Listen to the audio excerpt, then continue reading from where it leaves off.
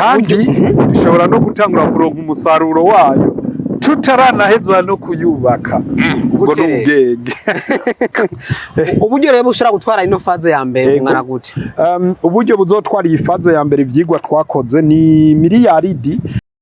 Urumva nk'ubu harimo systeme ikingira umuriro iba irimwo amatwiyo, hakaba harimo utuntu bita udusprinkler n'amatwiyo aba arimo amazi, hanyuma buri kioske canke biro izoba irimwo ngaha haba harimo kamwe. Ako rero ni systeme irekura amazi yumvise ishushe canke habaye umwotsi. Bivuga biti rero kioske imwe iyo turosa amahirwe y'imboneka rimwe tuyashime kandi tuyabyaza umusaruro. Leta yaje kudushigikira. Ariko mukorana na leta gute nyene? Leta ibice bingahe ibice bingakora abantu baribaza ibintu byinshi ati isoko yose kutubona amafaze yose niyamara guheruka uko tubibona. Iyi parking y'amabisi ntayizoba ikihari. Ntayizoba ikihari kuko faze ya kane iri ngaha ya mabisi ari. Mugabo kugira ubitahure ubu byariyongereye. Yes. Amafaranga yavuye kurangaje kurangahe mbega akarusho nakahe umuntu atanze ubwo buryo yungukiki. Urakoze cyane. Now icambere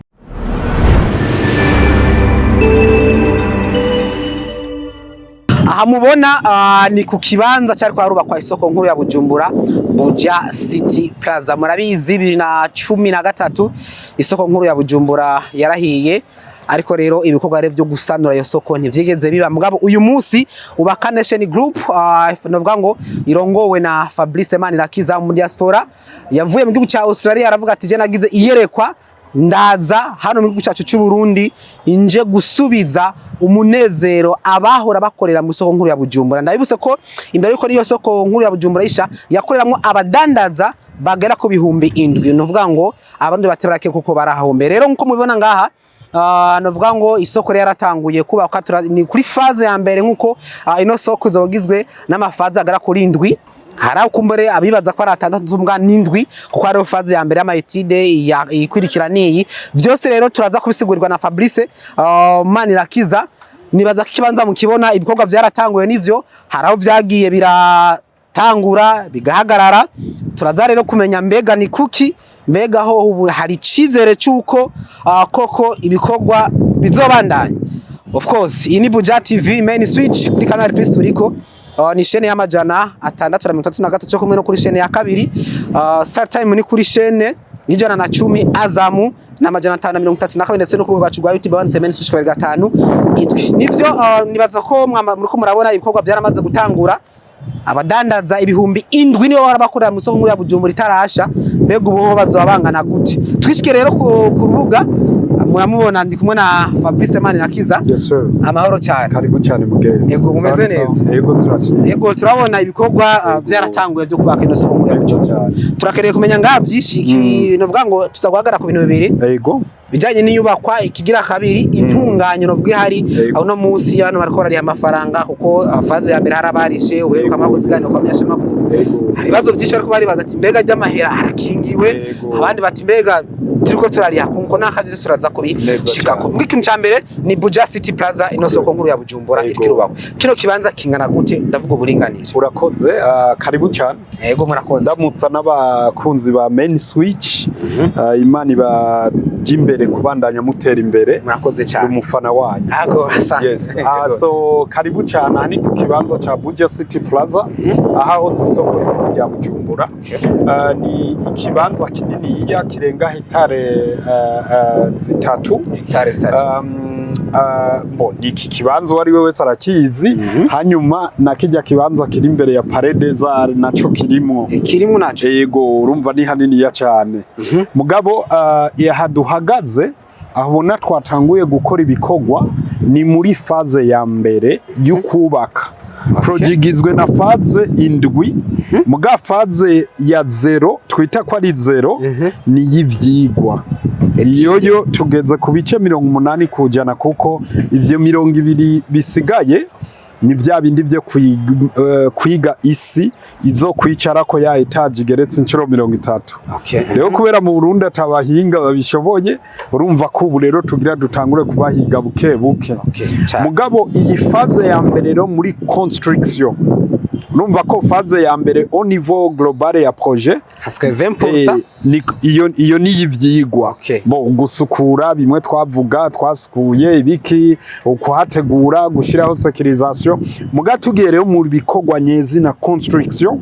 Faze ya mbere ni shopping mall iyo ngaha mubona aha rero ubona himvye aha burya turi muri cave kuko ni cave canke parking yo musi hakaca habaho niveau ya redo chaussée canke ya mbere na niveau zitanu zigeretse kandi zo biri muri yare zirenga aha burya ni yare zirenga ko gatoyi are 30 iyo ni faze ya mbere ni mu parking yo musi izo bigeretse inshuro 5 gato dusunyuma mavuze ati hari kuba vya mbere vyabaye byo gusukura hari abatare bake ku mboga ati gukubura imirari zababa zibiri en fait abarundi vraiment nkunze kuvuga ati hariho nyene ubusanga barushe mu mitwe nama mvuga ati sinigeze mvuga ko ari n'imiliyaridi zibiri navuze ko ari amafaranga yababa imiliyaridi zibiri. Now just to understand canke kugira mu bitahure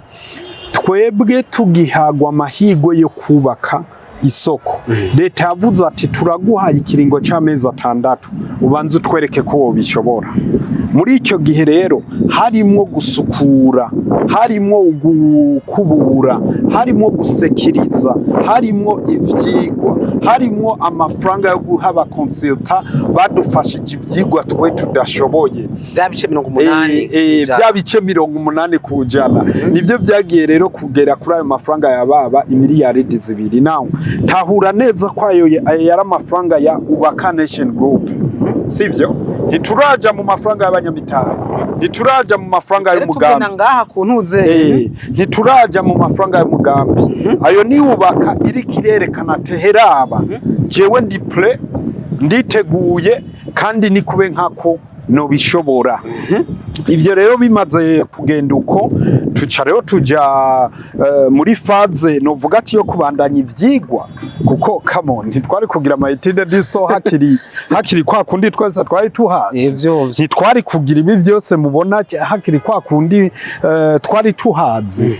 Ivyo rero vyarabaye ubu rero twari tumaze igihe muri faze y'ivyigwa vyimbitse.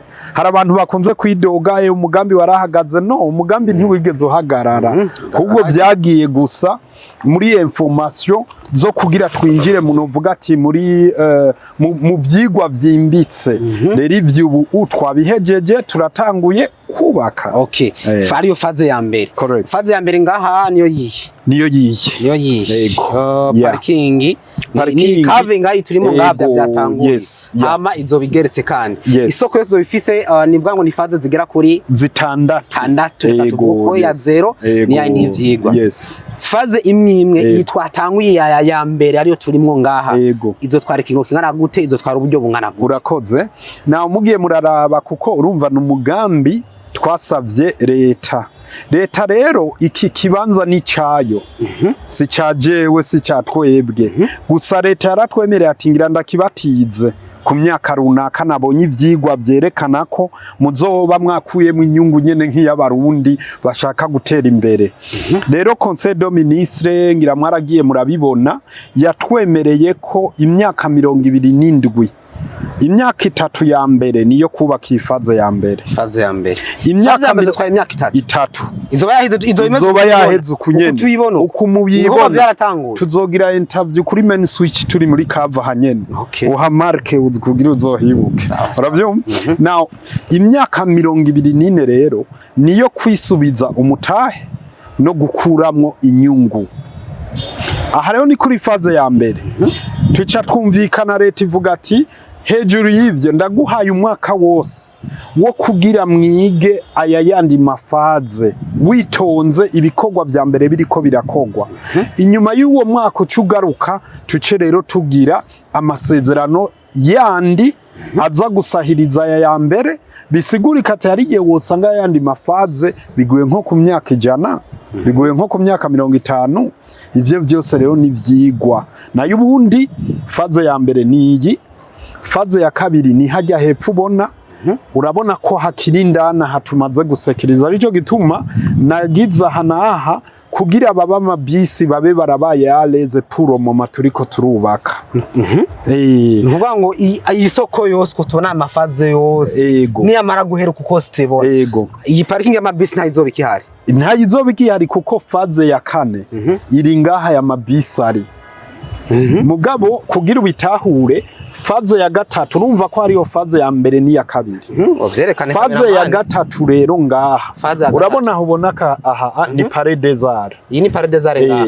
Imbere yaho rero hajya I think hari Regidezo nimba ntihenze. Imbere yaho oya pana kuri Onatel ni inyuma ya Palais des Arts. Urabona Onatel iraha. Palais des Arts ni ngaha sivyo aha rero imbere yaho.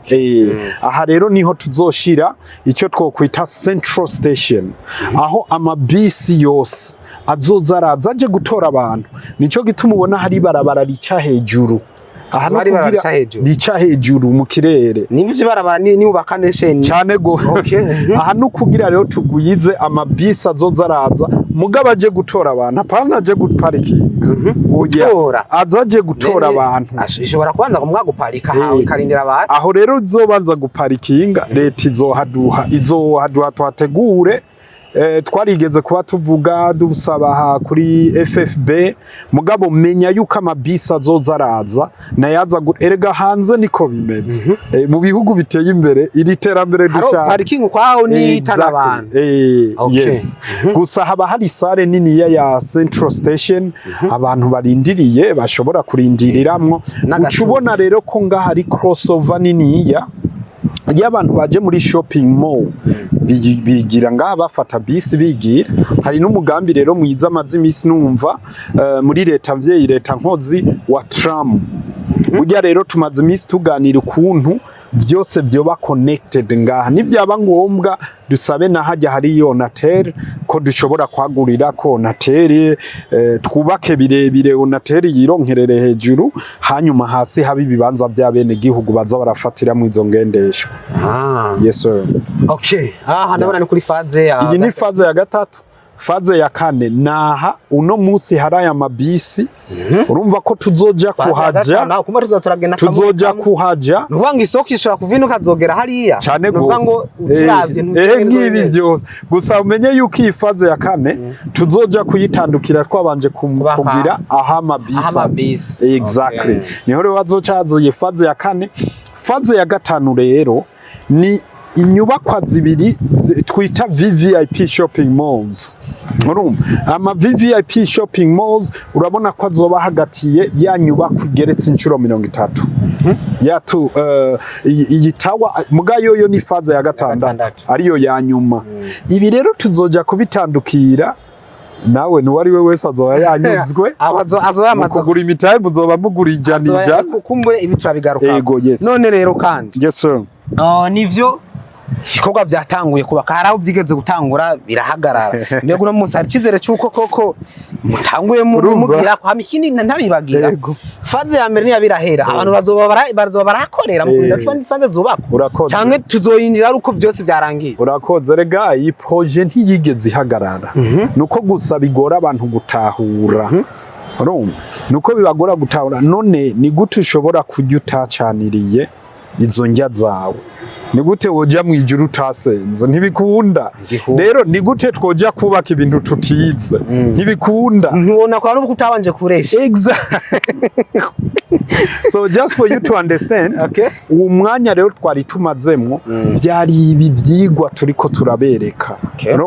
Rero yarayo ma negotiation twarimwo na leta yari kugira tubigorore kuko mwarumvise mu misi heze ko leta yagomwe irabona tu umugambi ni mwiza cyane. Natwe dushaka kunguka amakori y'abene gihugu azarunguka igihugu dutera imbere. Reka rero natwe dushoremwe imitahe kuko I can declare yuko jewe mu vyonzi nshobora kuba nihenze nta wundi mugambi usivye ujya mugambi w'indarayi itrain chemin d'affaires exactly msongo vinza msongati ujya niwe mugambi maze kubona use potentiality yo kunguka cyane kandi ari nawo wa mbere munini yiya muga mu Burundi bwose uko jewe ndabiyizi uyu niwo wa kabiri none wumve usange n'ibindi bihugu umguwo nuwo ahubwo nuwa mbere kujya nuwa karere nuwa mbere vinza hage mwibuka kuko nibuka igihe babogura bajya bikorwa no twari umushikiranganje wa Tanzania niho yarari no twari turi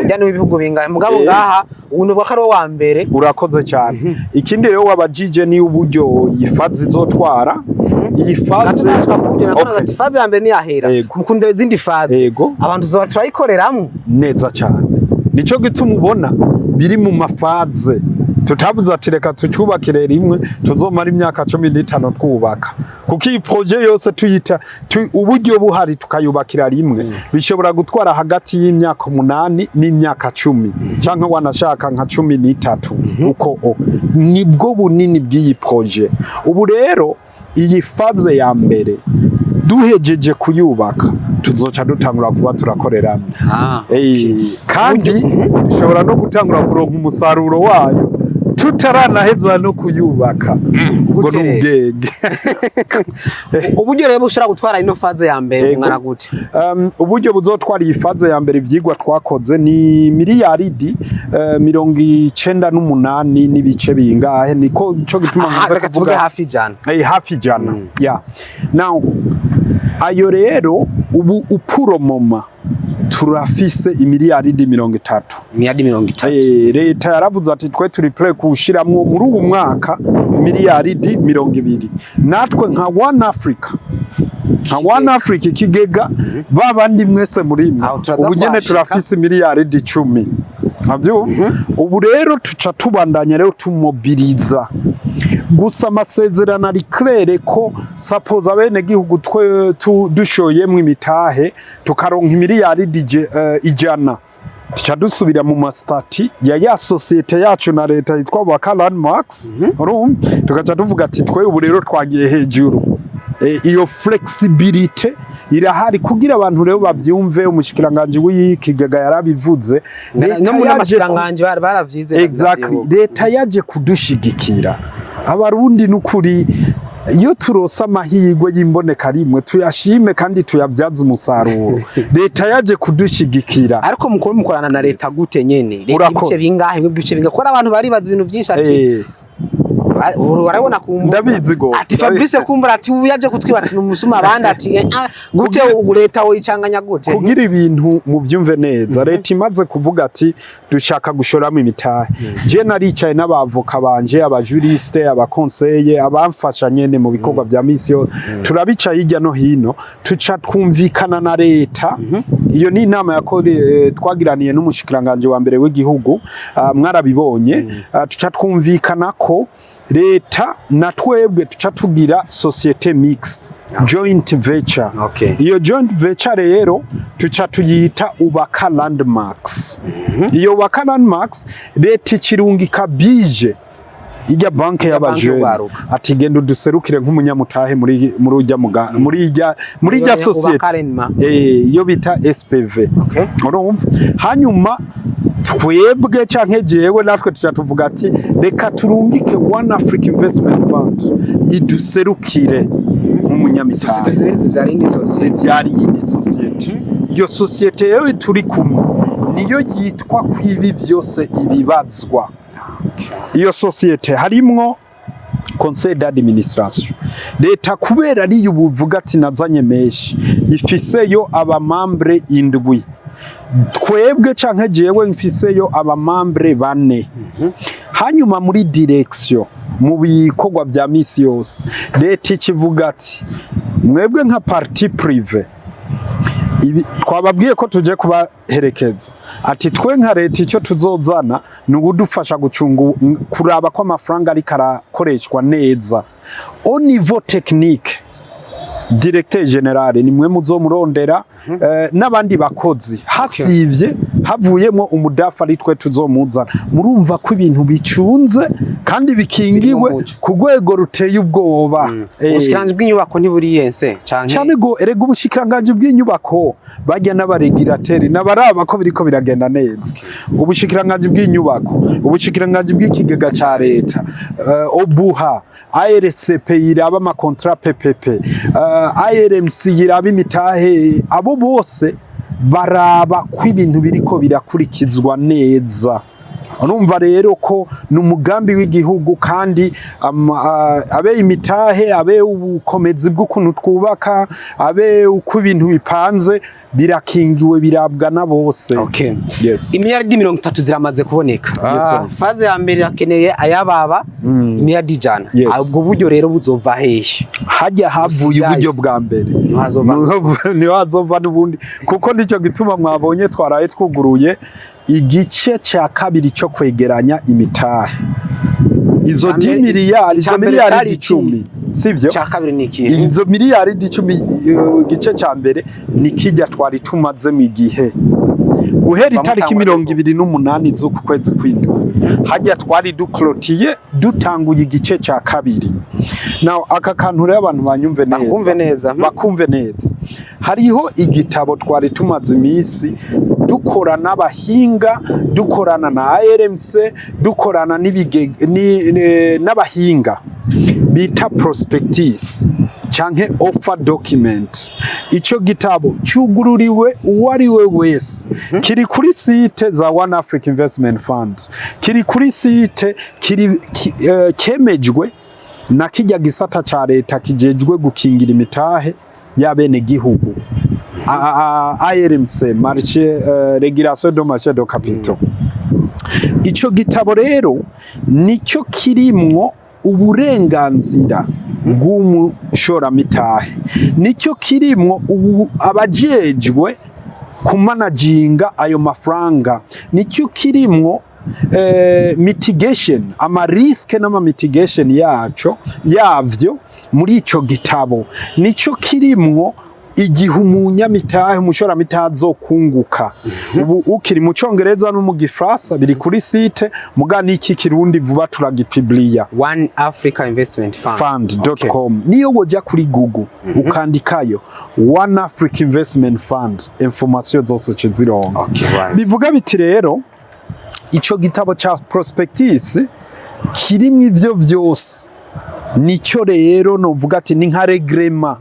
Urumva regrema canke manuel de procédure z'ukuntu wewe nk'umushora mitahe uba ukingiwe, uba novuga ati ibintu biba bimeze. Kujya nagenda babwira rero kuva no mu ntango ikigega ntikigira umudeje, kigira umupromoteri. Je nk'umupromoteri nazanye ikiyumviro, ibisigaye haca haza rero amasosiyete arimwe abahinga babishoboye kugera no kukingira amafaranga y'abene gihugu. Nk'ubu rero African Dream Assets niyo yemewe n'amategeko, nayo yasabwe uruhusha rwo kwemererwa gukora ibi turiko turavuga. Niyo rero yitwa ko ari igera kijya kigega. Bankobu niyo ifise contrat ya depositaire, umunyezamu w'amafaranga. Aya mafaranga yose tuvuga Bankobu iyafise ko novuga ati niyiyugaranye, kiretse ubu dutanguye ibikogwa tuca dukurikiza ayo masezerano yose, tuca turaba bakaca baraba ivyanditswe vyose, hanyuma amafaranga akaja gufinansa umugambi yahamagariwe. Ikindi Bankobu ifise nk'akazi ni kwandika no kwakira urutonde rw'abanyamitahe canke abashora mitahe. Ivyo vyose rero ni nkuko ushobora kubuvuga ati je ndashaka kuraba ko amahera yanje akingiwe, reka nje muri Bankobu nje kuraba ndabaza ati inoti zanje zirakingiwe. Kuvuga ngo umuntu yashize ka arashana agize amakenga arashana kuyatora. Igihe kuyatora urumva ha ni locked in fund. Iyo ugiye kuyatora rero ukabishaka hari ama penalty. Ivyo birumvikana kuko wibuke amafaranga baziki uwo mugambi. Urumva nti n'amafaranga aje gufinansa Exactement. Okay. Yes. Impamvu twaje ngano ko twashaka kubona kino kibanza cyose no kuvuga ngo iyi ni yakave ya faze ya mbere kwimba byaraheze ngaha hasigaye aha rero turiko turazana ibikoresho by'ibanze vuba rero cyane tuca dutangura fondation.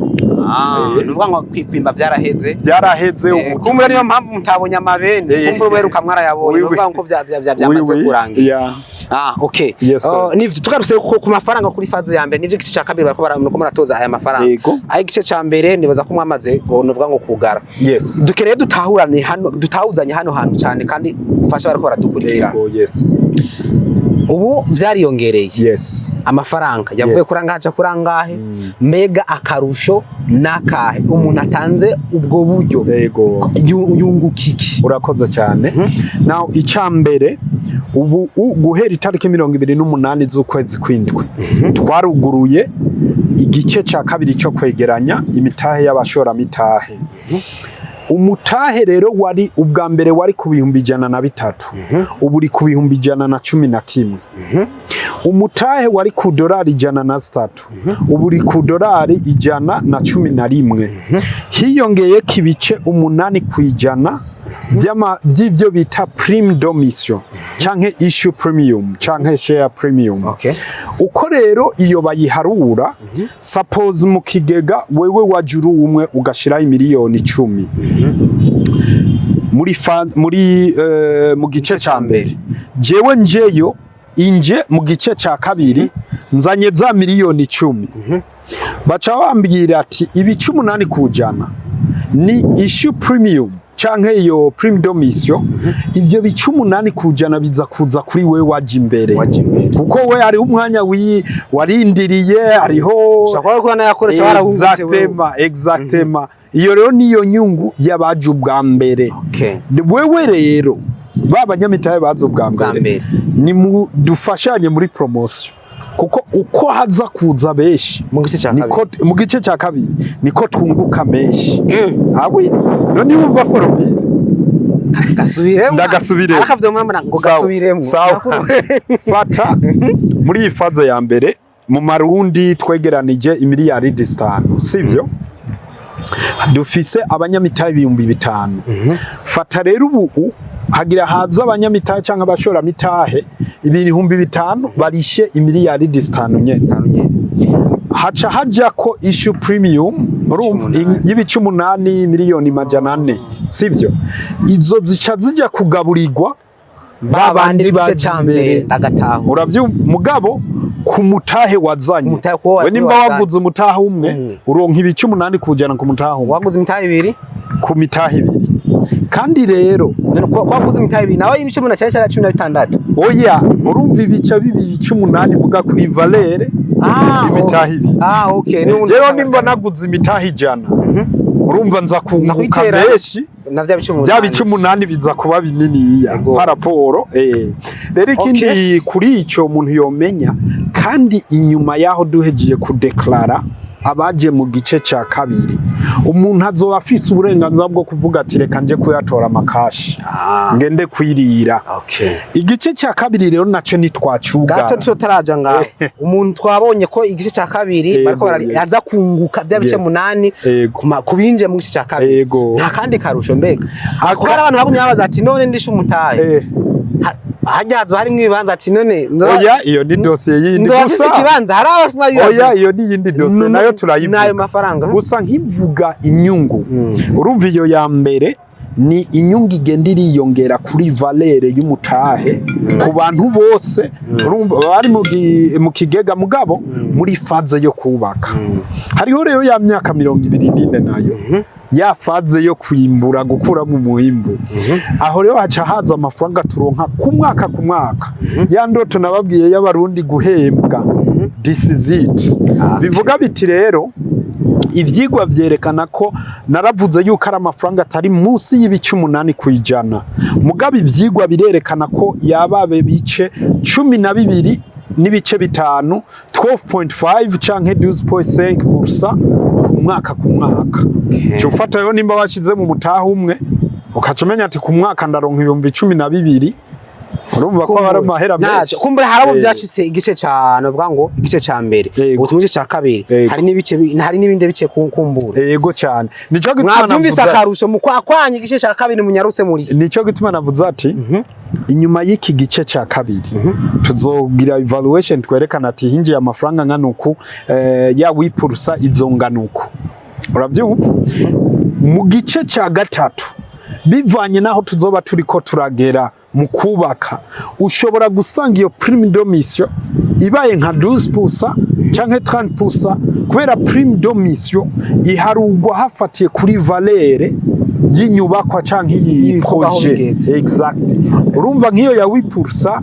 babandi barindira babandi bihanganira babandi babahenda ngo biki nibiki ngo amahera yarayo urumva niyo nyungu rero nako karusho nako gahemba okay gushika ubu abantu bariha muri bankob neza cyane agiye avuga ikoni naho avuga yande avuga konte canke ati nje kuriha mu kigega kizubaka isoko canke nje kuriha mu isoko kugira atari bankob mbo ni bankobu ni CRDB ni umuco microfinance ni money microfinance ego nibaza ko mwambusa mujya kuriha no munsi n'amafaranga 110 na kimwe n'amadolari 111 ni nkawe nayo arashobora kuboneka amakashi nkaro mu diaspora ari haravuga ati eske hari ujye ushobora gupeya amakashi kandi hari bigenda gute konte diaspora ngawe irahari ashobora kurunka nimba wese nyamari kwa diaspora ni benshi mudukana tunabashimiye icyambere gose ni cyuko keshi bobo bagira ico bita wire transfer canke uko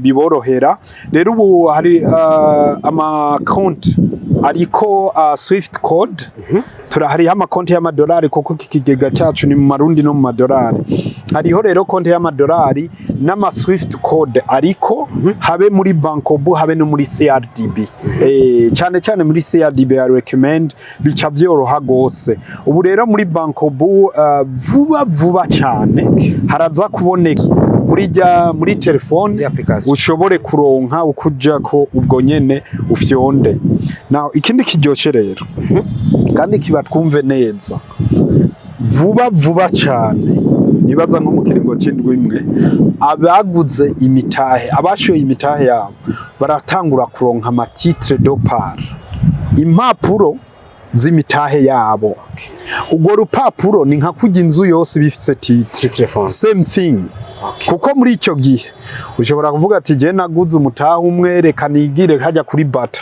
ndondera ubunyungukiri 3000 ibihumbi 3 yibandanirize je niviremo muca mugira mugasinyirania mukaja kwa noteri yo transfer ikaciba kujya biba ku matitre nico kimwe cyangwa bavuga ati reka ngure titre zibiri imitahe bambe mbefise titre zibiri imitahe yanje ndayishire ku bana banje ndonka ico nzobaraga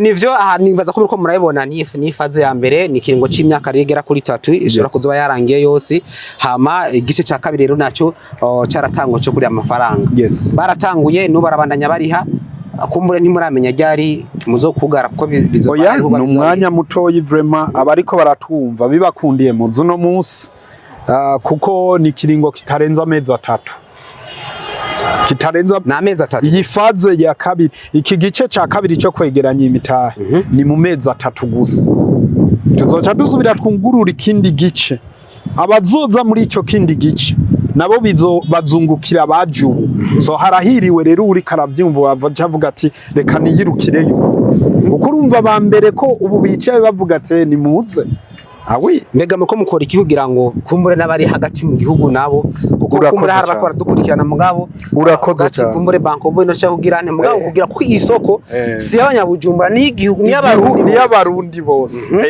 kuri ico rero tuzomara kwezi kose turiko turazunguka mu gihugu hose tuzobimenyesha ndagutumiye main switch kwa gatatu muri press I think kwa kane nimba atari kwa gatanu tuzogira press conference kugira n'amatariki byose tuzobibaha abantu babimenye mu public turajana hagati mu gihugu kugira ngo babone abantu babibone hanyuma inyuma y'uko kuzunguruka mu gihugu cyose tuce tuja muri diaspora naho. Okay. Umuntu turategekanya kuja mu Budagi, mu Bufaransa, muri Qatar, muri Dubai, muri Amerika, muri Canada, muri Australia. Ibyo biri mu bihugu bya mbere twamaze gukonfirma, vuba cyane turasohora amatariki. Aho tuzojana mu gatsi twe tuzoguma aje tugaruka. Okay, umuntu yemerewe kugura imitahe itarenze ingahe? Umuntu yemerewe kugura imitahe myinshi iyo yipfuza yose kw'izina rimwe cyane gose. Aho umutekano uzoba umeze neza cyane gose ijana kwijana. Aka kandi kantu mukanyumvike neza, iyo ugiye ukariha umutahe wawe muri banke canke ariho hose uraronka bordero. Iyo bordero rero uca usaba acte d'engagement canke urwandiko rwo rukwemerera kwitwa umushoramitahe. Ubwo rwandiko rero uri kuragwuzuza urashirako information zose, akajako na konte izo zirajako amafaranga y'inyungu yawe. Ushobora gushirako konte cyangwa ugashirako nimero ya telefone kugira amafaranga yabonetse nk'inyungu azoza arajako. Urumva rero ubwo rwandiko ni important, nigo rutuma witwa kubaye umushoramitahe. Kandi ubwo rwandiko hariko clause nimero 8 ivuga ati ndemeje ko aya mafaranga ashoye muri iki kigega atavuye mu busuma cyangwa mu bwicanyi, icyo bita anti money laundering.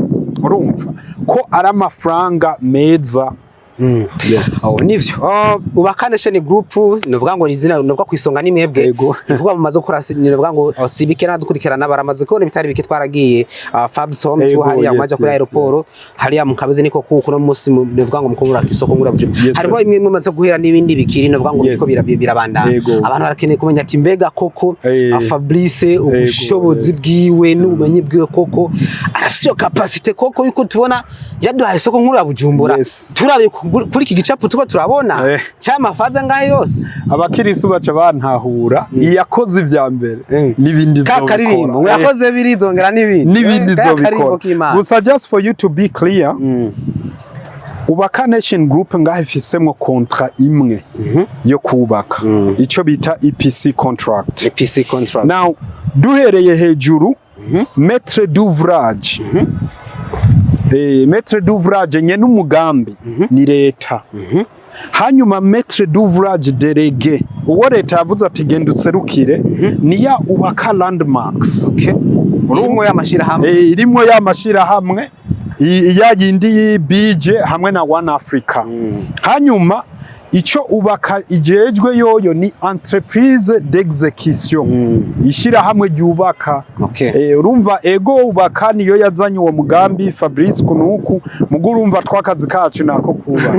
Ije ni faze ya mbere, faze ya kabiri. Faze ya kabiri iri muri iyi zone rero. Iri muri iyi zone. Exactly. Na izobegeretse inshuro zitatu. Ya mbere izobegeretse inshuro zitanu. None gute ya kabiri izobegeretse gatatu. Urumva dushakanye n'ibintu byiza. Apana ibintu menga na mabox abantu bapana. Igizo igeretse inshuro 30 izobiri he? Izoba rero yoyo iri muri iyi zone. Urabona ngaho hajya amabisi ya Musaga azohava nayo. Ibi ni ibintu byiza cyane. Kubona abanyura bazoshobora gufatira ku mabisi hani twagera kuri pare. Ubu tuzadufatira hamwe twese. Hazoba hari sare niniya. Niniya cyane. Ni abantu bashaka kurindira bazoba biyicariye. Umuntu ashaka gushamo nakantu ko gufungura. Exactly. That's the whole idea. Keshi nivyo usanga bita kwa ama Central Station. Nayo ubundi urabona iyi niyo faze ya mbere. Urabona iya kabiri ko tukirindana aho twamaze gutegura. Faze rero ya gatatu ni hahandi hariya I think hari zone I can't remember hajya nyine urabona paredezari hari obere abesheri exactement. Hanyuma faze rero ya kane naha ubu nyene hari ayo mabisi hari n'iyi nyubakwa inyamiramabi zigikorera abapolisi akunda kugirana n'abakeneye kugirane barabizi byo bakunda kwakorera. Exactly Okay, nibaza ko muko murabona ibikorwa koko aho bigeze ibitari bike kumbure mwavyumvise imitahe mubandanye mugura haba ku barundi haba aba diaspora. Uno musi mwabo dufise n'ingenzi nyinshi abanyamahanga ni benshi hano mu Burundi kandi leta baheruka gufata ingingo yuko babwira amakaranga mu nabo yo ngaha hari umukongomano musari ngaha yamaze kumenya ikirundi cyangwa undi muntu mwari ngaha nawe arashaka kwigura umutahe atari umurundi nubwo isoko ari y'abarundi nawe yashaka kwigura umutahe neza cyane urumva ko ikigega turugururira n'aba foreign investors abanyamahanga kuko rega ubu n'umugambi w'Uburundi Burundi bushaka kugurira Afrika yose nico gituma witwa One Africa Investment Fund Africa. Now the idea rero ni yuko ubu turiko turagira ya promotion n'aya no gusemerera tubwira barundi bene wacu kugira baze muze kare mugabo ni mwakwega amaguru canka abarundi nibabona ati abanyamahanga bari kure gushiramo amahera tuzoca tugenda tubibwira ati zana amahera hari benshi badukurikirana bamaze imisi amwe mwatwandikira bahora bakorera amasoko bariko baravayo kubera ubwoba bw'amasoko ari karashe kandi ni isoko igiye gusubirwamo kubera ko yari yarahiye ibintu abarundi batifuza ko twahombe nabivuze mu ntangati yakoreyamwo abadanaza barenga ibihumbi mbega uburyo no soko iri kirubaka ko bavuze ati kandi kimu binakunze nuko nduri muri babandi bamwe bakunda kwibabura abantu wavuze ati faze ya nyuma ntituraronka abahinga nta muntu abishoboye niba turondera abahinga bivuze yuko mukeneye kubaka ibintu karte kandi vyiza cyane gose eske muriko mukoresha ubuhinga buwe cyangwa kwirubaka ku buhinga ku buryo tutazobonisha nk'iyindi neza cyane mwaragikoreye ko mwaracyumvira ivyo sezera amasoko gusha sezera nk'iya Buja City Plaza ati gute urumva nk'ubu harimo systeme ikingira umuriro iba irimwo amatwiyo hakaba harimo utuntu bita sprinkler n'amatwiyo aba arimo amazi hanyuma buri kioske canke biro izo birimwo ngaha haba harimo kamwe ako rero ni systeme irekura amazi yumvise ishushe canke habaye umwotsi bivuga biti rero kioske imwe yadutse mu muriro ubwo nyene izocizimwa automatic niyo byoba saa 9 z'ijoro niyo hoba hamaze indwi yose hugaye iyo incident canke iyo accident kaba muri yo kiosk ubwo nyene ibizimicwe abantu bazoshaka gukorera mu isoko bararindira tibanzi hano bashaka ko barariha mbo hari ababivuza ati no bandari oya aho tuzobahamagara tuzoca kuri main switch ababwire buga urumva ko abashora mitaye nibo bazobimenya ubwa mbere urumva nico gituma mvuga ati nyaruka rero dossier yo kugira abantu baronke ibibanza ivyo ni condition tuzoraba kuko wibuke abaza kufatamwe ibibanza amaluwaye batanga niyo azovamwo ya nyungu bivuga biti rero hariho inyungu ku baguzi b'imitahe hanyuma bikorera twabo nabo tuzokugurura hageze kumweza isoko mwavyumvise bitari bike faze ya mbere ni imyaka 3 binyarutse hama ni isoko uburyo bubonetse bwose nuvuga ngo imyaka iragati ya 8 na 10 abanyene zoba yarangiye kumbure bitevye ngene nka 15 irango yateje ko bivanye n'ukuntu imitahe igihe cyambere cyamaze kurangira dushora kuronka n'abandi abanyamitahe bakavuga ati reka dushiremo ko muri range nibaza isoko nibahabe ikindi mubandanye mugenda kugura imitahe mwumvise amabanke banko bus RDB gende vuga ati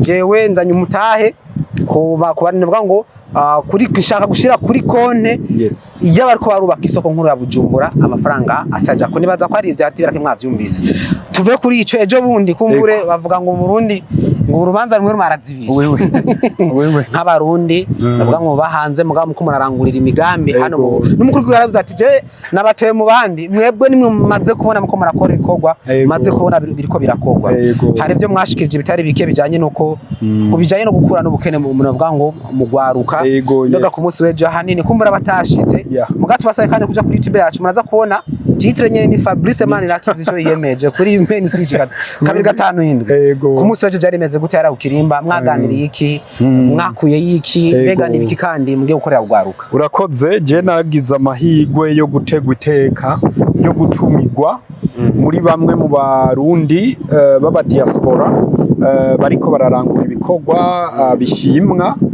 canke biboneka mu gihugu. Rero nditaba ubutumire, sinarinzi ngo gusa bari bambwiye ati mugiye kubonana na Sebarundi, agaseke yabatekereye murakamenya mugiye mushitseyo. Urumva nyene ko hari hageze ko umuntu acishirako ikoti, muzobona ko nacishirako agakoti. Ndagenda rero vraiment ibiganiro vyabaye byari ibiganiro biryoshe, kuko Sebarundi yaravuze ati tuganire ivyubaka, tuganire turabe intambamyi, turabe ibibazo, twiga ibibazo, twiga inyishu, tuve mu majambo tuvuga ati uno munsi nimba tugize inama mu mwaka uza tuzoza kwiraba ati tugezehe. Ntibibi bintu byo kuguma nyene tuguma mu majambo.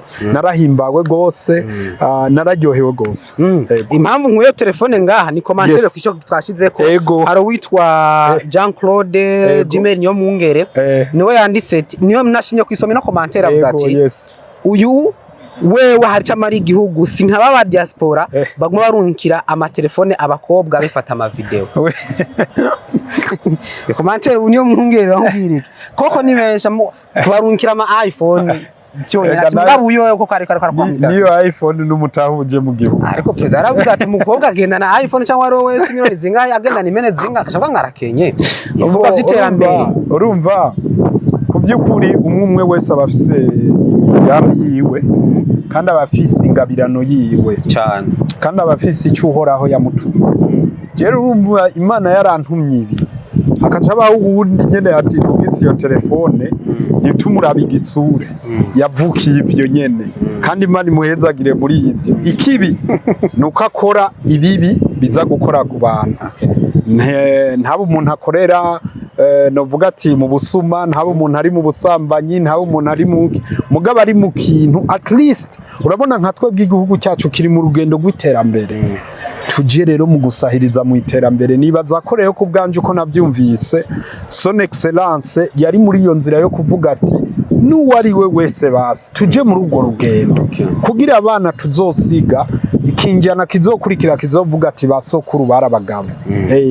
Rero ku bwanje ndaryoherwa gose yo mbonye abantu bariko baranshigikira nkuko, kandi nkaryoherwa no gutegwa iteka n'abarongozi, cyane cyane abo bubahwa cyane ntabankwiriye no kuvuga mu izina. Nanje narayibonye. Exactly. Urumva ko iryo teka ubwo nawe urakomeye.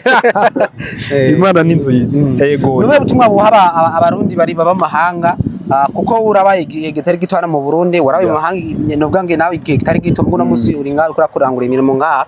Nube butumwa buha abarundi bari mu mahanga. Abarundi bene wacu bari muri diaspora ni nta wanka konka nyina ngo yagwaye uruhere. Igihugu cyacu opportunity gifise ziteye ubwoba. Jewe Fablice yo nabandi muri Australia niyo nkovuga ati no hamagara nkeka abamarayika niki, sinzi ko no kwigeze ndonka opportunity yo kuba no kora ibikorwa nk'ibi ntibikunda. Ariko gufata nkihanganira imiriho yose tuguma tubona umenga ni intambamye, gufata nkazi Burundi, gufata nkavuga ati je ndi play gukorera igihugu no kukitangira raba ivy'Imana yankoreye.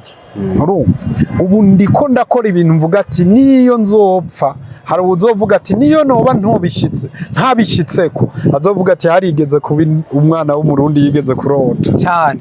Reka twivire muri twigira mu bindi bintu bisanzwe. Fabrice mu buzima busanzwe nibihe bintu umunsi utorenga dakoze ibintu bitatu kuyemwo gufungura, gusenga no kwiyumvira ivy'akazi. None we ni uvuga ko cibivuga none je nabikuye mu ivyo kuko cyavuga ndasenga ivyo nabikuye ivyo nabikuye ibintu. Wow, icyo kibazo kirakomeye nk'ubu ndiko ndaturuna nibaza ati mbe basha ni icambere ndaza ku kazi. Navuze ukwiye mu ivy'akazi. Ukwiye mu ivy'akazi, gusenga no gufungura. Ndafise abagenzi banje mbaza ati muko fresh ibintu bimeze neza buri munsi babandi nyene kandi. Yego canke no oya ni babandi nyene oguru barimwe abarenze kurusha abandi. Mbo icya kabiri ndakunze kurondera umwanya wo kwiyumvira gusa, ndakunze kurondera ati meditation yo kugenda nkiyumvira narumvise ibi dufate nk'ubu nk'akarorero harabaye ikiganiro twicarana se barundi twaganiriye iki kesho medituri mu kibanza kimeze gute mba ni mu ndakunda kujya kuri beach ku mazi cyangwa nkaja hari ikiriri yego je nyene aho rero kuba ari muri evaluation yo kugira mu gikindi nkunda kurusha ibindi umuziki nimba ndi mu modo na playlist y'indirimbo 5 mwino minsi reka twu playlist je ndi old school kabisa ndi old school shout out ku batama bazi indirimbo z'abanyarwanda bita impara impara I love that mugizi iri hejuru y'ibyo byose ni gospel ndakunda playlist iya mbere hari ubwoko butavumika that's number 1 ubwoko butavumika bwitwa ubwo banyamugisha urabyumva iya kabiri inkora mutima urumva aba ni korale yitwa ambassadeur abambassadeur niyo mu Rwanda iya gatatu ni yitwa umugeni wa Yesu my friend ngaha niyo nkeka mutama wawe niwe yomenye ibi bintu niko ndavuga urabyumva iya kane ubwoko bw'Imana aho rero ndi muri gospel mugabo tuje ngaha ndakunda babasani vraiment B-Face ndamufana Kiriku ndamufana Mutama Sadbi ndamufana en general abaririmbyi b'i Burundi urazi nanje ko fise yo background Imana ibahezagire mutera imbere kurusha uretse gukora ibijanye na business ibikorwa byo kwiteza imbere mugabo n'ibindi byo kwiteza imbere hariho kuba woririmba kwa wokina umupira wokina karate wogirane niwo mukino ukunda ndavuga je muri rusange mbo ndakunda gukina umupira w'amaguru uranakunda umupira w'amaguru mu rusange vraiment ndawukunda iburaya tujye muri Espagne sinkunda ntuntwara ngo mvuge ngo no munsi ngo Real ngo itsinze ngo hahiye no mugaro ekipufa nantuka muri ayo makare nk'ubu nakuze na jezi zibiri Barca na Real Madrid imwe ugahitamo imwe uyambaye canke Chelsea na Arsenal gusa Coupe du Monde wari nyuma barandiye $200 kuba Messi yaratashe urakunda gusenga kumure mu kurangiza kuko muri Bibiliya byari umurongo ngira wo muri Mateo 3 ku murongo wa 2 havuga ngo mwihane kubwa bw'ijuru buri hafi batije Bibiliya nayo nayo gira umurongo umwe wonyene wowe nawe nka Bibiliya ifise umurongo umwe wobu ni Bibiliya ifise umurongo umwe wobu woba uvuga ati abazomenya ukuri kuzobakura mu bwaga the truth will set you free ukuri kuguha ukwidegembya biri mu bwuzure bushasha now ico rero je ndagihagararako kuko ukuba mw'isi twese tugwanira ubwami bw'ijuru twese dugwanira ubwami bw'ijuru mugabo hari abantu babaye ku isi batazi ko babayeho hari abantu bari ngaha ku isi twibaza ngo nabantu kumbe sibo ntibaramenya ukuri urabyumva uko kuri rero nako ni umwami Yesu urafise akantu muri yo kivuga butumwa koko evangelist niwo buvuga ubutumwa cyane gose urumva Yesu waza kutura muri isi cyane twigisha uko kuri ni umwami Yesu now iyo rero umenya uko kuri ucironka kwidegembya ucuba nka Paulo yavuze ati bibaza ngo turabakene dutungishije beshi bibaza ngo turi bijuju turabanyabwenge je rero nagize amahirwe yo kumenya uko kuri nico gituma abo bose bamvuga nabi abo bose bamvuma abo bose banyipfuriza nabi nibacire birarura canke bandanye mugabo azoruhira ubusa ihangane turabahaye pole nivyo twaganire vyinshi kumbure hari ivyo nta kubagiye mugo vuga ati hari ivyo noshima guca ko kumbure akanya nakanya urakoze mbo nibaza ko byose twabivuze nayo ubundi n'ukuri ndashimira abarundi bariko baradushigikira muri iyi migambi kandi nkashimira abo bose muri rusangi muga hejuru y'ivyo ndashimira abantu nkamwe abanyamakuru Men Switch n'abandi Imana ibahezagire mukora ibikora inka ndazi ko biya bigoye mugabo hejuru y'ivyo byose usibye ko uhora hari hejuru ndanashimira hejuru mbona narose iteka ryo gushika kwa Sebarundi. Ndashimira Sebarundi umukuru w'igihugu cy'u Burundi ukuntu ari karita ku rutare kugira Uburundi n'abarundi dushobore kubaho mu mwidegemvye w'iterambere. Mu mwidegemvye w'iterambere. Ego. Tubashimire. Thank you very much, bro.